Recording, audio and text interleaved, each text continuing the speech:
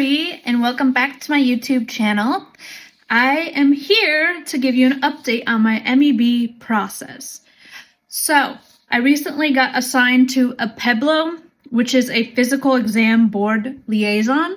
So what that is that's the middle man or woman who is the middleman, basically. The middleman between the medical people doing my board and AFPC doing my board. So your medical stuff goes through two boards, one local and then one AFPC. And your PEBLO is the one that keeps in constant contact with you during the entire process. So what that means is my stuff is moving forward. So how does it even start? Like, where do you even begin with this? So my PEBLO sent me an IRELO, which is an initial review in lieu of. And basically what that is just a questionnaire of what I'm going through. It doesn't, all I specify is just like my address and everything like that. But she started the initial review of why I'm getting med boarded. So I'm getting med boarded for MH purposes, which is mental health purposes. You might be getting med boarded for, let's say, back injury or TBI or something like that. Your PEBLO will be in contact with whoever your PCM, neurologist, or if you're getting out like I am for mental health, your mental health provider. So what my PEBLO is currently doing is gathering information. So she reached out to my therapist and grabbed a narrative summary from her, and then she reaches out to the G-Series, my commander who's ever on G-Series orders, and reaches out to them for basically a mission impact statement. Meaning, can I do my job, or are there limits to what I can do for my job? So let's talk about that part of it, right? So, if you have a good commander and good leadership team, they should be getting with you and sitting you down and asking you, what exactly do you want on this form, right? Because the commander fills out a form based on you and whether or not you can perform your duties. So, can I perform 3FO duties to my best of my abilities? Yes and no. So because of my mental health stuff, I get really anxious around customers, and the bulk of personnel, which is like human resource, is customers. And ideally, I would have to either not take customers or work in a remote position, which deems me deployment ineligible, and also makes me not be able to perform my job. So although I can do back shop stuff, like computer stuff, I can't do the customer ideal. So therefore, I cannot perform my primary duties. Even though I can do back shop stuff, I still can't perform all my primary duties.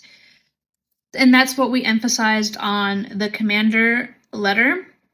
We also emphasized on the fact that I got an ESA letter, which is an emotional support animal letter, from Beckett Springs, which is the partial hospitalization place that I was at. So if you know anything about the military or Air Force, they do not like emotional support animals. It's not that, let's just say you have better luck with service animals. However, I would still be deemed ineligible to deploy because you cannot deploy with a service animal and you cannot deploy with an ESA. Thus, I cannot execute my primary responsibility. Because when you think about it, our primary responsibility is, are we deployable? Could we deploy today if something happened? I cannot deploy. So, I just wanted to give you guys an update on the MEB process. I'm moving in the right direction, having a PEBLO assigned to me, so somebody who is basically my go-to on everything and who's keeping me up to date on where my case is at and what's going on. commander mission statement. Can I perform? Would I be able to deploy? Can I go overseas and be trusted and be fine?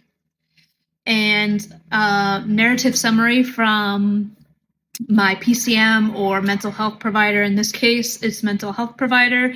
So she's doing a narrative summary over the 6+ years that I've been in mental health, the times that I've done outpatient, intensive outpatient programs, everything like that. So now it's just a waiting game, waiting on the commander to sign my mission statement, waiting to my therapist to turn in my narrative summary. Once those two things are turned in, my Pueblo will then submit it to the local board. The medical here at Right Pat does a local board. From there, they will then submit it to AFPC, and AFPC will have their own board. So I guess this is where people say that this could take anywhere from as fast as a few weeks to a few months to a year, depending on what it is exactly that you are getting out for. But that's all I have. If you have any questions or comments or anything, let me know. I will keep you up to date as I continue on with the MEB process. And once I actually start like VA appointments, I will also record those, just so that way people have an understanding of how to do their VA benefits. Because again, this process isn't exactly highlighted for anybody, and it's not there. There's not a real checklist until you actually have a separation date. So yeah, let me know what you think. To keep up, make sure you like and subscribe, and I will see you in the next video.